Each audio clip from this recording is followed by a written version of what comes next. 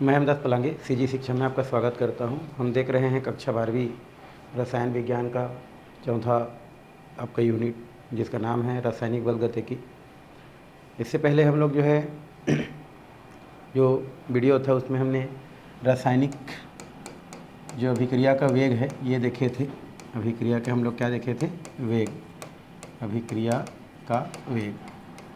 आज हम जो है उस रासायनिक अभिक्रिया का जो वेग था, हम लोग पढ़े थे कि भाई इकाई समय अंतराल में जो भी उत्पाद या अभिकारक के सांद्रता में परिवर्तन होता है वही क्या कहलाता है? हमारा अभिक्रिया का वेग कहलाता है, जो कि हम क्या कर चुके हैं? पढ़ चुके हैं। आज हम उस अभिक्रिया के वेग को कौन कौन से कारक हैं जो क्या कर सकते हैं? प्रभावित कर सकते हैं, वो क्या करने वाले हैं? पढ़ने वाले हैं। तो बहुत सारे कारक होते हैं जो अभिक्रिया का जो क्या होता है, जो वेग होता है उसको क्या करता है? प्रभावित करता है। प्रभावित करने वाले कारक का मतलब ये होता है कि जो अभिक्रिया के वेग को बढ़ा भी सकता है और घटा भी सकता है। तो ऐसे बहुत सारे अभिकारक के जो अभिक्रिया के वेग को प्रभावित करने वाले कारक होते हैं। जैसे हम लोग पहले पढ़ेंगे अभिकारक की सांद्रता। अभिकारक की जो क्या होता है? सांद्रता होता है। ये सांद्रता जो है आपका अभिक्रिया को वेग को क्या कर सकता है? प्रभावित कर सकता है। तो हम लोग ये देखने वाले हैं। दूसरा अगर हम बात करें तो जैसे ताप होता है, ताप जो होता है वो अभिक्रिया के वेग को क्या कर सकता है? आपका प्रभावित कर सकता है। तो हम लोग क्या करेंगे? ताप के बारे में क्या करेंगे? पढ़ाई करेंगे, है ना। ये क्या कर सकता है? अभिक्रिया के वेग को प्रभावित कर सकता है।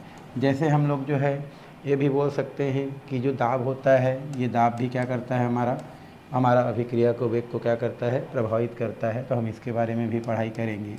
विकिरण का जो प्रभाव होता है ना, विकिरण का जो प्रभाव होता है वो भी अभिक्रिया के वेग को क्या करता है? हम लोग प्रभावित करता है। तो हम इसके बारे में भी क्या करेंगे?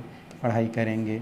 उसके अलावा हम लोग बोल सकते हैं जो उत्प्रेरक होता है, उत्प्रेरक की जो उपस्थिति होता है, इस उत्प्रेरक की उपस्थिति में भी क्या होता है? हमारा अभिक्रिया का जो वेग है वो प्रभावित होता है। वो भी हम लोग क्या करेंगे? पढ़ाई करेंगे। उसके अलावा और भी है, जैसे हमारा छठवां पीएच मान जो होता है, पीएच मान होता है वो भी अभिक्रिया की दर को क्या करता है? आपका प्रभावित करता है। अगर हम 7 पॉइंट की बात करें तो आपका पृष्ठीय जो क्षेत्रफल होता है, पृष्ठ जो क्षेत्रफल होता है, ये क्षेत्रफल भी क्या होता है? हमारा अभिक्रिया की दर को क्या करता है? प्रभावित करता है। तो इस तरीक़ा से 5-7 कारक होते हैं जो अभिक्रिया की दर को क्या करते हैं? प्रभावित करते हैं। तो हम लोग इन्हीं अभिक्रिया की दर को प्रभावित करने वाले जो कारक हैं उसके बारे में पढ़ने वाले हैं भाई। यहाँ से क्वेश्चन भी आता है कि भाई अभिक्रिया की दर किसे कहते हैं? प्रभावित करने वाले कारक को लिखे। इस प्रकार का क्वेश्चन यहाँ से बनता है। तो आपको इसको थोड़ा सा ध्यान से देखना है भाई, ध्यान से सुनना है। तो चलते हैं हम लोग इनके पास कि ये किस प्रकार से अभिक्रिया की दर को क्या करता है? प्रभावित करता है। पहला इसमें दिया है अभिकारक की क्या है? सांद्रण। जैसे दिया गया है आपका अभिकारक की जो सांद्रण होता है वो जो है आपका अभिक्रिया की दर को किस प्रकार से प्रभावित करता है, हम देखते हैं। ये जो अभिकारक की जो सांद्रण है ये अभिक्रिया की दर को प्रभावित करता है, क्योंकि आपको पता है कि जो भी क्या होता है अभिक्रिया की जो दर होता है, ये अभिक्रिया की दर किस पर डिपेंड करता है भाई? हमारा अभिकारक की मात्रा पर क्या करता है? निर्भर करता है।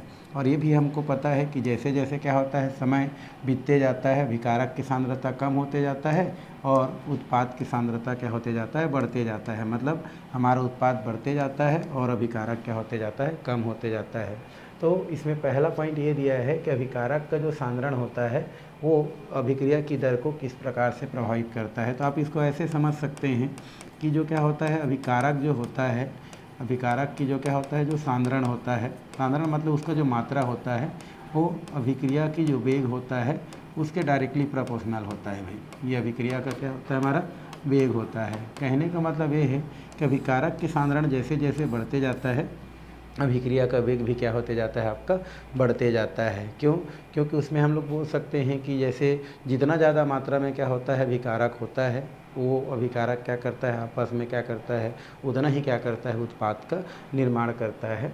तो इस प्रकार से अभिकारक का सांद्रण क्या होने से? बढ़ने से क्या हो जाता है? आपका बढ़ जाता है। तो डायरेक्टली आप इसमें क्या कर सकते हैं? यहाँ पर जैसे लिखने के लिए आता है कि किस प्रकार से आप क्या कर सकते हैं, इसको समझा सकते हैं। तो इसमें कुछ पॉइंट क्या किया जा सकता है? लिखा जा सकता है। अगर इसमें लिखने के लिए आता है, थ्योरी आता है, तो लिख सकते हैं अभिकारक की सांद्रण बढ़ने अभिकारक की सांद्रण, है ना, बढ़ने से अभिक्रिया का जो वेग है, अभिक्रिया का वेग क्या होते जाता है आपका, बढ़ता है। अभिक्रिया का वेग क्या होता है, बढ़ता है।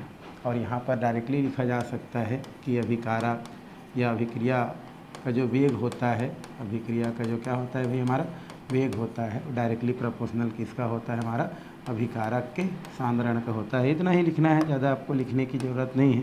तो यहाँ पर आप क्या कर सकते हैं, इस प्रकार से लिख सकते हैं। ये हो गया अभिकारक का सांद्रण। मतलब जैसे जैसे क्या होता है, अभिकारक की जो सांद्रण है वो बढ़ते जाता है, वैसे वैसे अभिक्रिया की दर भी क्या होते जाता है, बढ़ते जाता है। इसके आप कई भी उदाहरण क्या कर सकते हैं, बता सकते हैं भाई।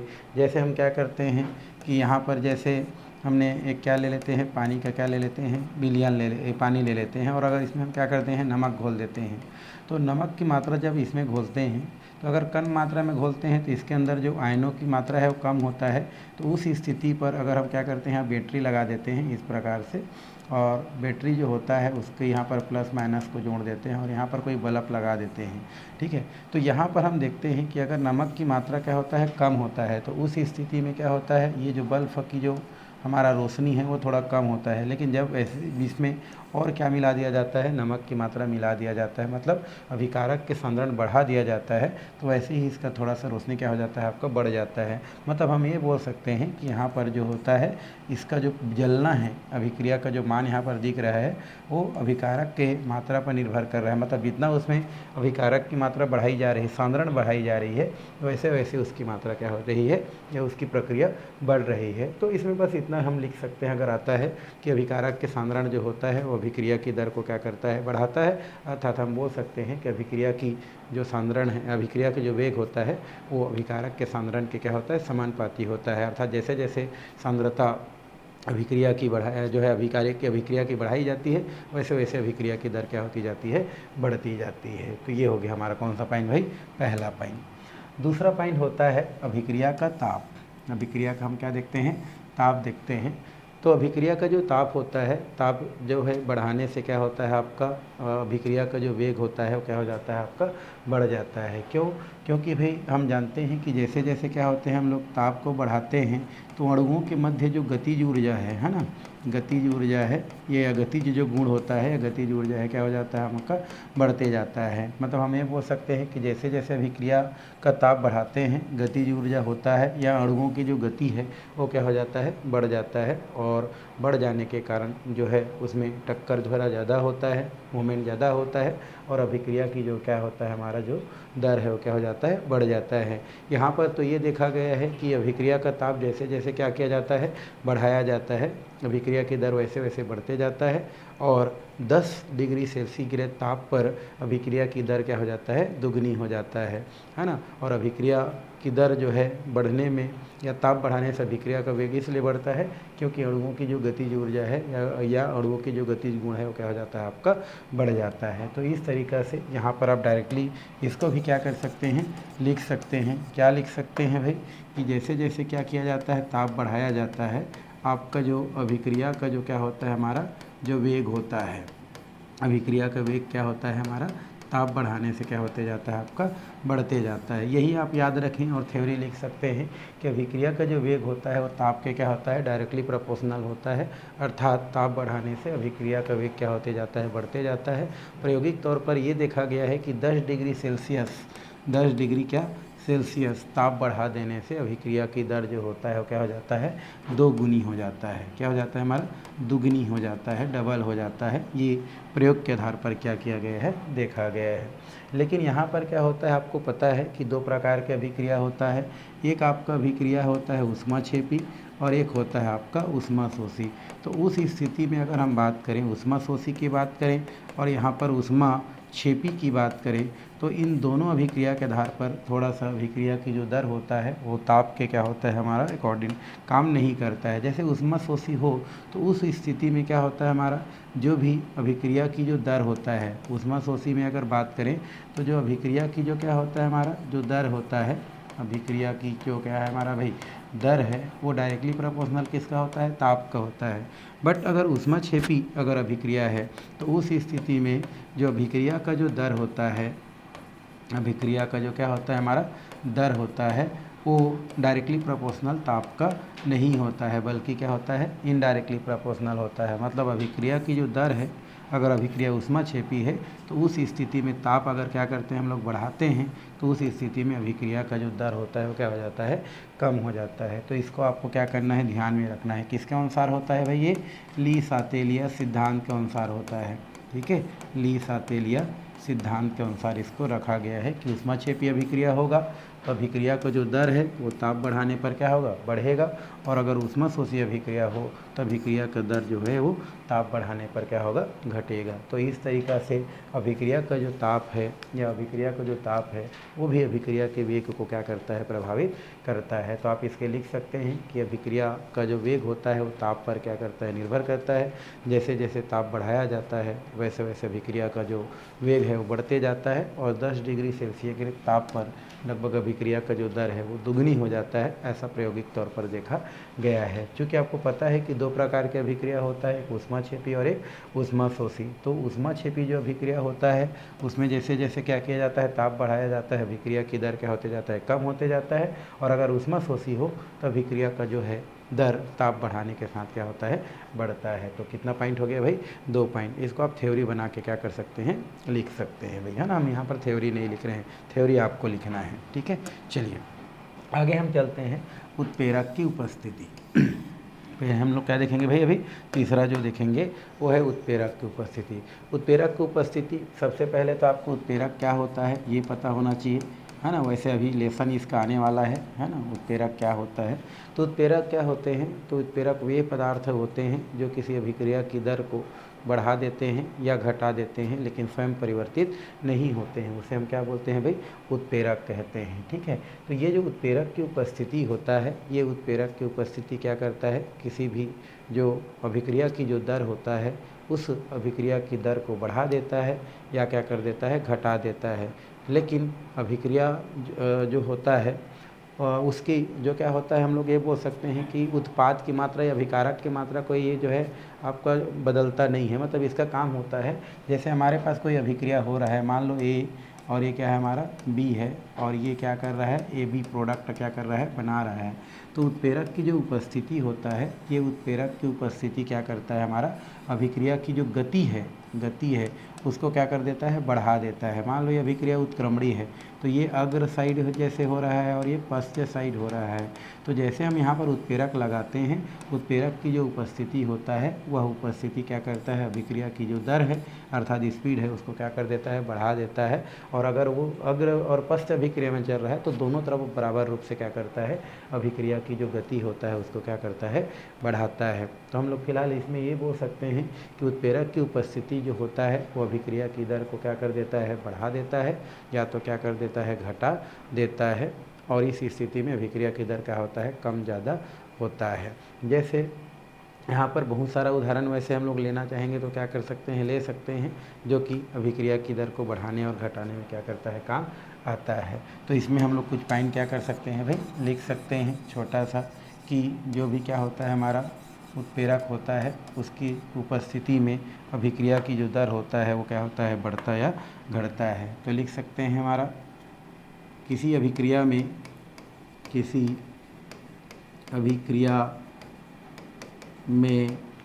है ना, उत्प्रेरक की उपस्थिति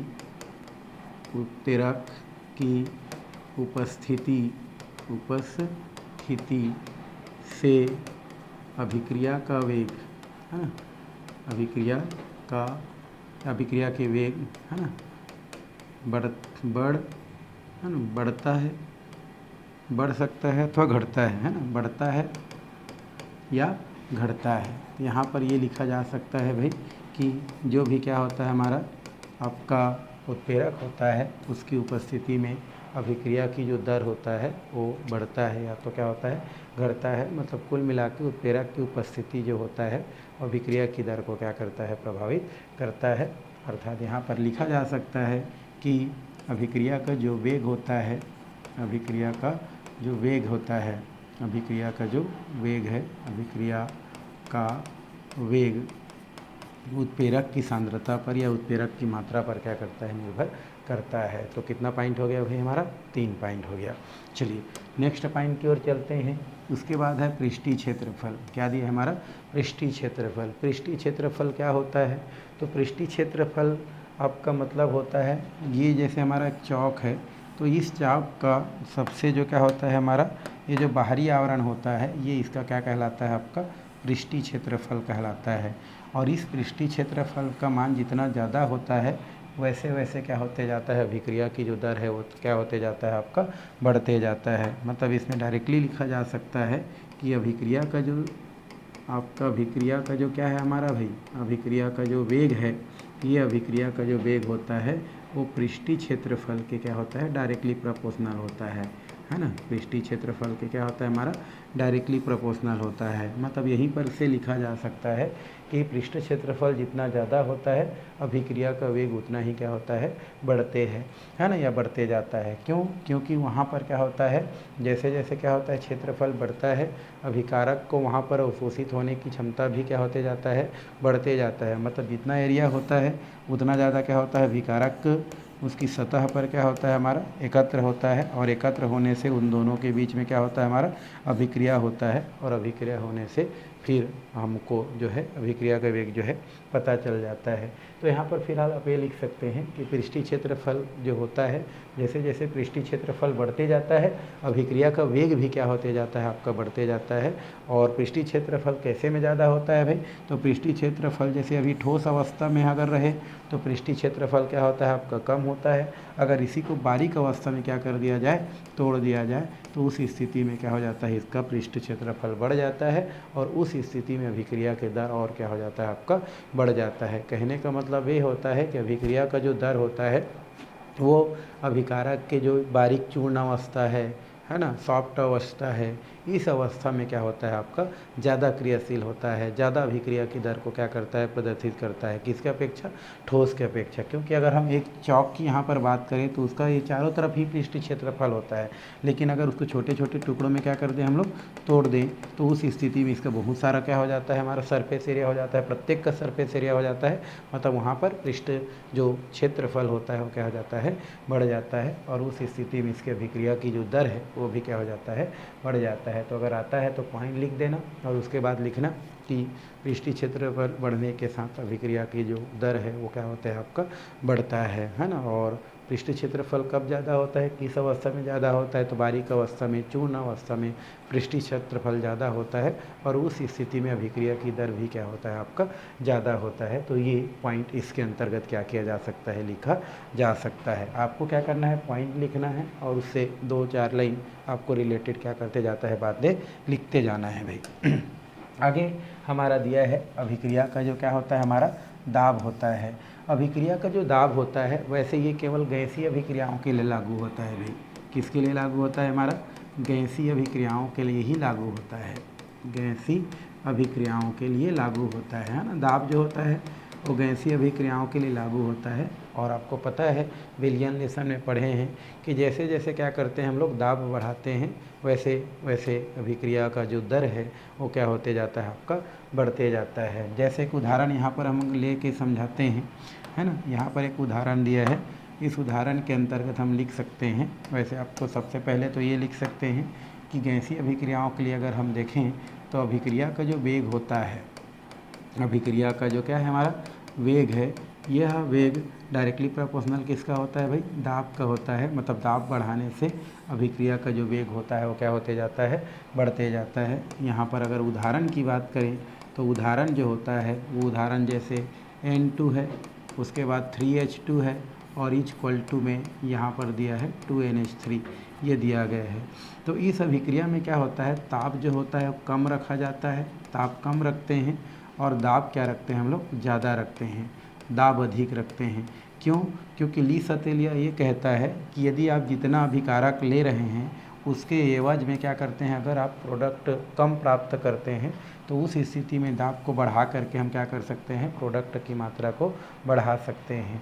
तो यहाँ पर हम लोग ये लिख सकते हैं, क्योंकि यहाँ पर देखो अभी यहाँ पर नाइट्रोजन 1 है, हाइड्रोजन 3 है, तो टोटल यहाँ पर 4 मोल क्या कर रहा है हमारा, ये आपका अभिकारक पार्टिसिपेट कर रहा है, और 2 मोल क्या मिल रहा है, हमारा प्रोडक्ट मिल रहा है। अर्थात 4 मोल हम लोग खर्च कर रहे हैं और 2 मोल क्या हो रहा है, मिल रहा है।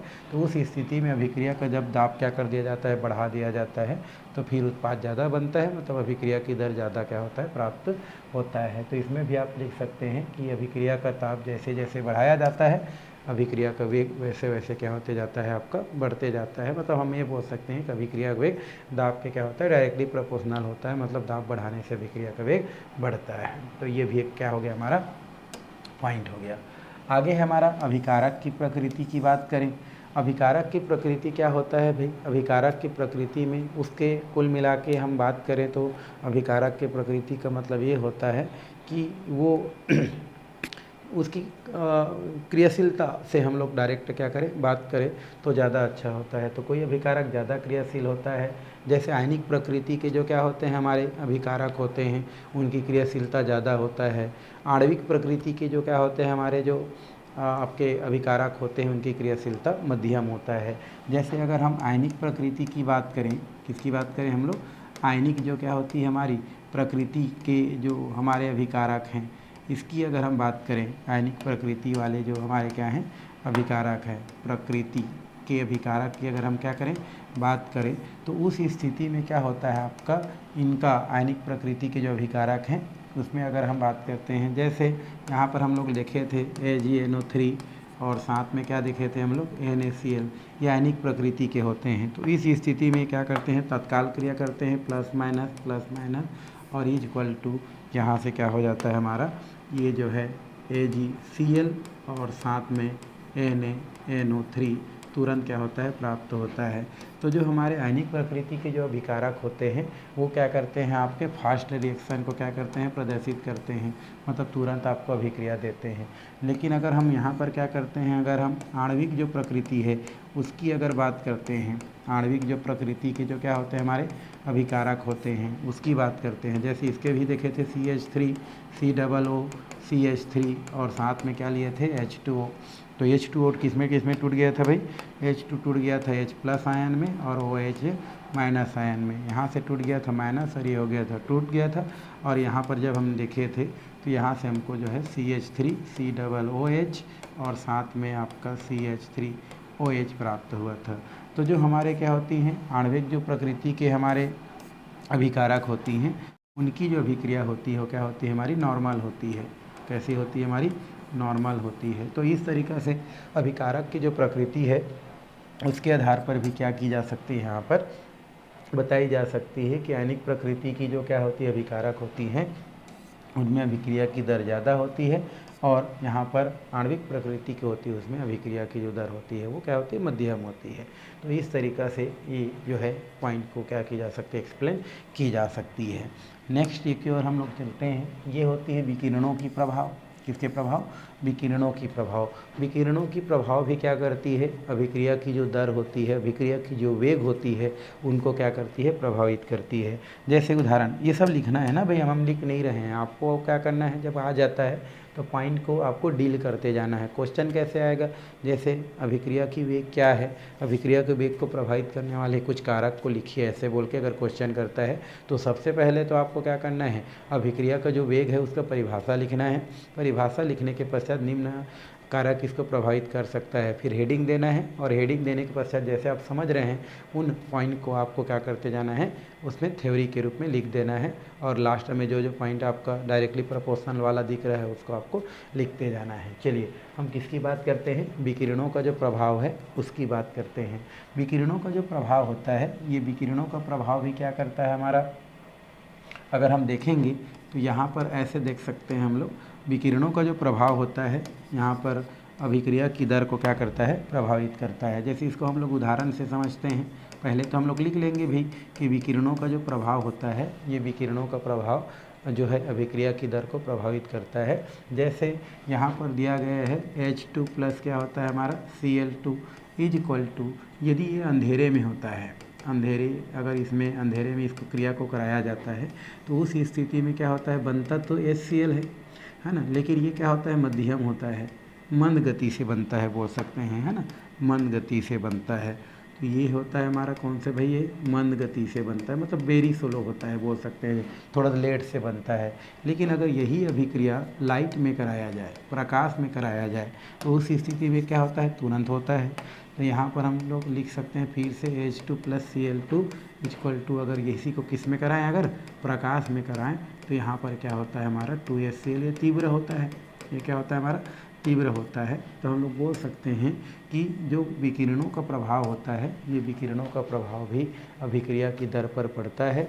यदि अभिक्रिया, कुछ अभिक्रिया ऐसा होता है जो कि आपके अंधेरे में क्या होता है, आपका बहुत ही मंद होता है, और प्रकाश में क्या होता है, आपका जल्दी होता है। ऐसा नहीं है कि हमेशा अंधेरे में ही अभिक्रिया कम हो, कुछ अभिक्रिया क्या होता है, अंधेरे में क्या होता है, ज़्यादा हो सकता है, प्रकाश में कम हो सकता है। जैसे प्रकाश संश्लेषण की अगर हम बात करें, तो प्रकाश संश्लेषण क्या होता है, आपका अंधेरे में नहीं होता है, उजाले में होता है। या कुछ अभिक्रिया की बात करें तो उजाले में कम और अंधेरे में ज़्यादा होता है। तो फिलहाल हम यहाँ पर विकिरणों को प्रभाव देख रहे थे। विकिरणों का प्रभाव हमने देखा तो पता चला भाई यहाँ से कि विकिरण का जो प्रभाव होता है वो भी क्या करता है, आपका अभिक्रिया की दर को प्रभावित करता है। जैसे H2Cl2 = 2HCl अंधेरे में हो तो वो थोड़ा धीमा गति से बनता है, और अगर वो प्रकाश की उपस्थिति में हो तो क्या होता है, आपका तीव्र गति से बनता है। तो ये पॉइंट भी इसके अंतर्गत क्या किया जा सकता है, लिखा जा सकता है। आगे है विलयन का pH मान। वैसे हम बात करें pH मान क्या होता है, आपको पता होता है ना, ये हम लोग 11वीं क्लास में क्या कर चुके हैं, पढ़ चुके हैं। तो विलयन का pH मान भी क्या करता है, आपका अभिक्रिया की जो क्या होता है, आपका वेग होता है, इस अभिक्रिया के वेग को क्या करता है, अभिक्रिया की जो क्या है भाई हमारा वेग है, इसको क्या करता है, आपका प्रभावित करता है। अभिक्रिया के वेग को क्या करता है, प्रभावित करता है, क्योंकि हर प्रकार की जो अभिक्रिया होता है वो एक निश्चित pH मान पर होता है। किस पर होता है, हमारा निश्चित pH मान पर ही क्या होता है, आपका संचालित होता है, और उसी पर क्या करता है, वो कार्य करता है। तो हम लोग इस प्रकार से इसको भी बता सकते हैं कि किसी भी अभिक्रिया के लिए एक निश्चित pH मान होना जरूरी होता है, क्योंकि कोई भी अभिक्रिया एक निश्चित pH मान पर ही क्या करता है, आपका कार्य करता है, और उस pH मान से कम ज़्यादा हो जाने पर क्या होता है, उसका अभिक्रिया की जो प्रक्रिया है वो क्या हो जाता है, आपका कम या ज़्यादा हो जाता है। तो इस प्रकार से विलयन का जो pH मान होता है वो भी अभिक्रिया की दर को क्या करता है, आपका प्रभावित करता है। तो इस प्रकार से लगभग हमने 7-8 पॉइंट अभिक्रिया की दर को प्रभावित करने वाले कारक के अंतर्गत देख लिए, और अगर क्वेश्चन आता है तो आप जो समझे हैं उसको आपका हेडिंग के हिसाब से आपको क्या करते जाना है, लिखते जाना है। तो ये तो हो गया अभिक्रिया की दर को प्रभावित करने वाले कारक। अब हम आगे की ओर चलते हैं, वो है अभिक्रिया की वेग की सांद्रता पर क्या देखेंगे, निर्भरता।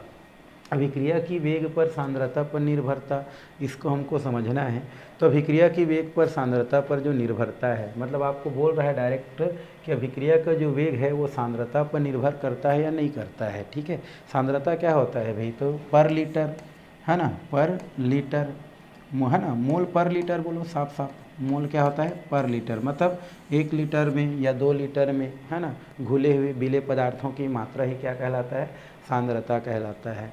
तो सांद्रता पर अभिक्रिया का वेग निर्भर करता है या नहीं करता है, उसको हमको थोड़ा सा क्या करना है, देखना है। तो चलते हैं थोड़ा सा बात करते हैं इससे रिलेटेड। तो इसमें ये है, वैसे तो आप जानते हैं भाई कि कोई भी जो क्या होता है अभिक्रिया होता है, उस अभिक्रिया के दौरान क्या होता है, हमारा अभिकारक जो होता है उसकी सांद्रता क्या होती जाता है, घटता जाता है, और उत्पाद की सांद्रता क्या होते जाता है, आपका बढ़ते जाता है। तो इसी के बारे में जो है हमारे कुछ साइंटिस्ट थे, है ना, उन्होंने कुछ अभिक्रियाओं का अध्ययन किया, है ना, कुछ अभिक्रियाओं का अध्ययन किया, कुछ अनेक साम्य अभिक्रियाओं का अध्ययन किया, जिसमें एक थे गुल्डबर्ग, क्या था हमारा ये गुल्डबर्ग, ये हमारे एक साइंटिस्ट थे, और एक थे हमारे वागे। तो ये 2 साइंटिस्ट थे जिन्होंने, है ना, 1867 में ये देखा कि जो अभिक्रिया का जो वेग होता है ना, अभिक्रिया का जो क्या होता है, हमारा वेग है, अभिक्रिया का वेग, ये जो अभिक्रिया का वेग होता है, इस अभिक्रिया के वेग पर सांद्रता का क्या प्रभाव पड़ता है है ना। तो उन्होंने इन दोनों पर क्या किया, संबंध देखा कि अभिक्रिया के वेग पर सांद्रता पर क्या प्रभाव पड़ता है, इसके बारे में उन्होंने अध्ययन किया। उन दोनों के संबंध को क्या किया, देखा कि सांद्रता बढ़ाने से अभिक्रिया के वेग पर क्या प्रभाव पड़ता है, इसका अध्ययन किया। और इसको फिर उन्होंने एक नियम जिसे हम द्रव्य क्रियानुपाती नियम कहते हैं उसके आधार पर क्या किया, प्रतिपादित किया, जिसके अनुसार बोला जा सकता है कि किसी भी अभिक्रिया का जो वेग होता है अभिकारक के सक्रिय मात्रा के क्या होता है, हमारा समानुपाती होता है, वही द्रव्य क्रियानुपाती नियम कहलाता है। तो हमने बहुत सारा पॉइंट बोला भाई, जैसे समय के साथ हम देखते हैं कि अभिकारक की सांद्रता कम होती है, उत्पाद की सांद्रता बढ़ती जाती है ना। अर्थात अभिक्रिया की जो दर है अभिकारक के उत्पाद की सांद्रता पर क्या करती है, डिपेंड करती है।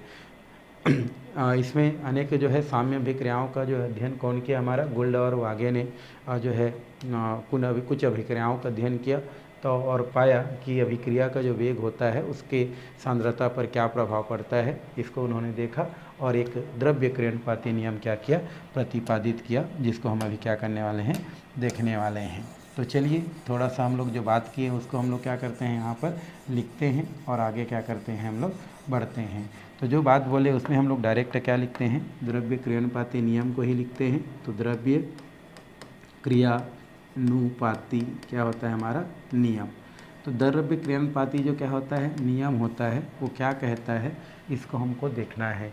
तो द्रव्य क्रियानुपाती जो नियम है, इस नियम के अनुरूप बोल सकते हैं गोल्डबर्ग और वागे ने एक नियम दिया है जिसे हम क्या बोलते हैं, द्रव्य क्रियानुपाती नियम कहते हैं। तो लिख सकते हैं 1800 जो क्या है 67 में गोल्डबर्ग है ना, और कौन है हमारा, वागे ने किसके किसके मध्य भाई, अभिकारक की सांद्रता या अभिकारक के सांद्रण और अभिक्रिया के वेग के मध्य संबंध स्थापित किया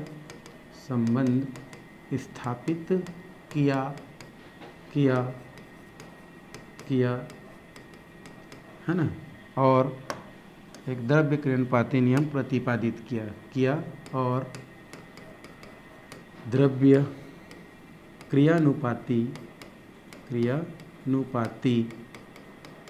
नियम दिया। द्रव्य क्रियानुपाती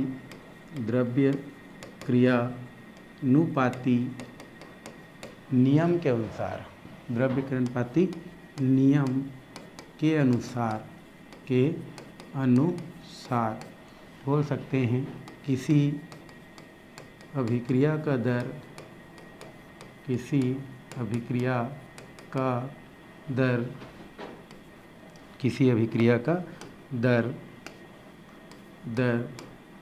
अभिकारक के किसी अभिक्रिया की दर अभिकारक के सक्रिय मात्रक के समानुपाती होता है ना। दर अभिकारक के सक्रिय मात्रक या सक्रिय मात्रा के क्या होता है, हमारा समानुपाती होता है। तो इस प्रकार से अभिक्रिया की जो क्या है, द्रव्य क्रियानुपाती जो नियम है उसके आधार पर क्या किया जा सकता है, परिभाषा दिया जा सकता है कि कोई भी अभिक्रिया की जो दर होता है वो अभिकारक के सक्रिय मात्रक के क्या होता है, हमारा समानुपाती होता है। तो इस प्रकार से परिभाषा क्या किया जा सकता है, लिखा जा सकता है। मतलब इनका कहना ये है कि अभिक्रिया की जो दर होता है वह अभिक्रिया की दर जो होता है वो प्रोडक्ट पर निर्भर नहीं करता है, केवल क्या करता है, हमारा अभिकारक की जो सक्रिय मात्रक होता है उस पर ही क्या करता है, निर्भर करता है। किसके अनुसार, द्रव्य क्रियानुपाती नियम के अनुसार। और यहाँ पर इसके लिए क्या किया जा सकता है, मान लो यहाँ पर एक उदाहरण लिखा जाता है और इस उदाहरण के आधार पर क्या किया जा सकता है, समझा जा सकता है। जैसे मान लेते हैं ए और ये हो जाता है ए, ये हो जाता है आपका बी, ये हो जाता है आपका बी, है ना, ये हमारा क्या हो गया बी, ये हम लोग ले लिए बी और ये हो गया बी। अब यहाँ पर क्या होता है, हमारा इस प्रकार से लिख देते हैं, ये है सी और ये क्या हो गया C, और ये हो गया D, और ये क्या हो गया आपका D।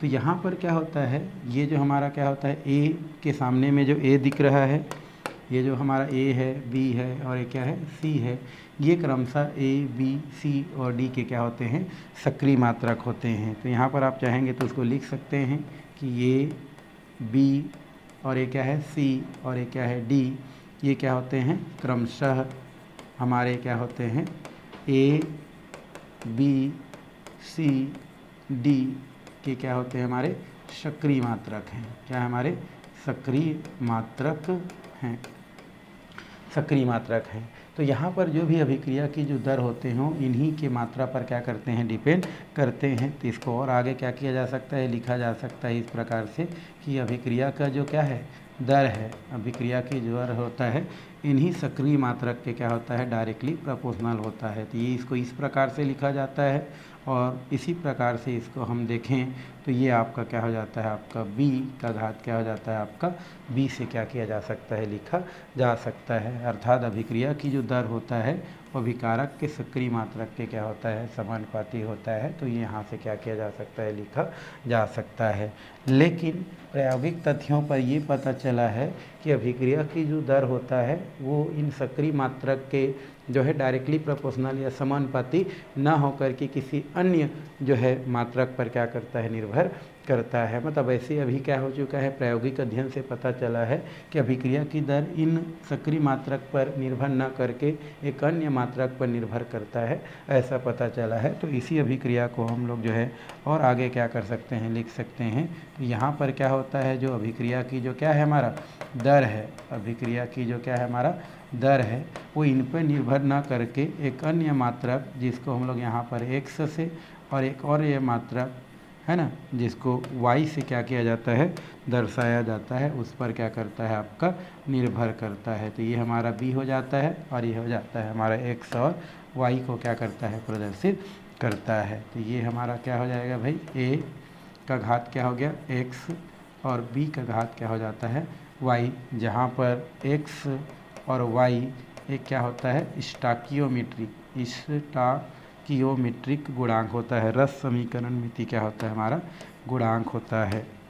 ये क्या होता है भाई, हमारा रस समीकरण मिति क्या होता है, हमारा ये गुणांक होता है।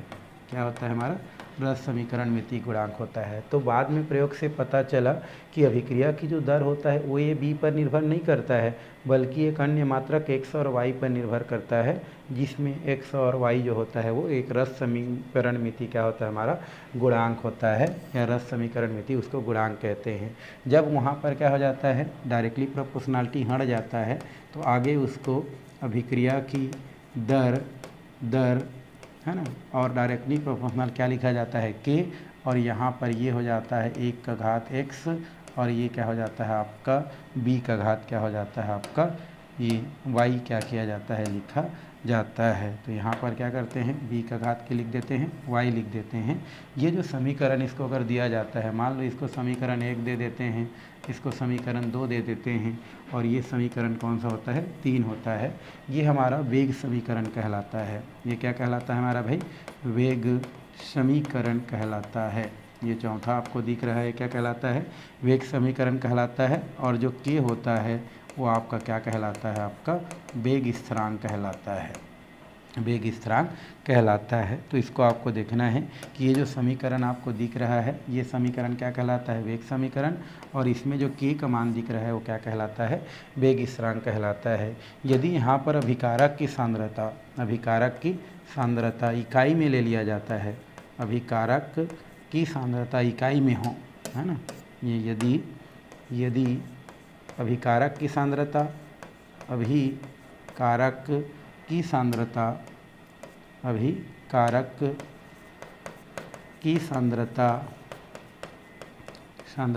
इकाई में हो, तो यहाँ पर ये इकाई में हो जाता है। तो इसका मान जो है इकाई में अगर हो जाता है, a का मान यहाँ पर 1 हो जाए, और अगर b का मान भी कितना हो जाए, 1 हो जाए, तो उस स्थिति में अभिक्रिया का जो वेग है, अभिक्रिया का वेग ये डायरेक्टली प्रोपोर्शनल किसका है भाई, के का है।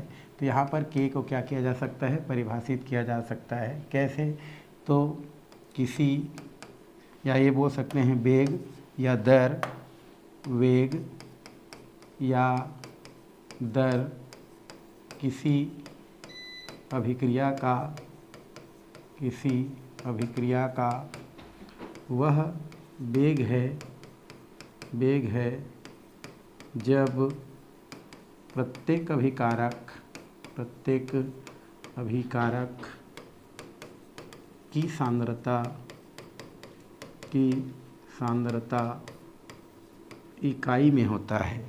किसमें होता है भाई, इकाई में होता है, सांद्रता इकाई में होता है।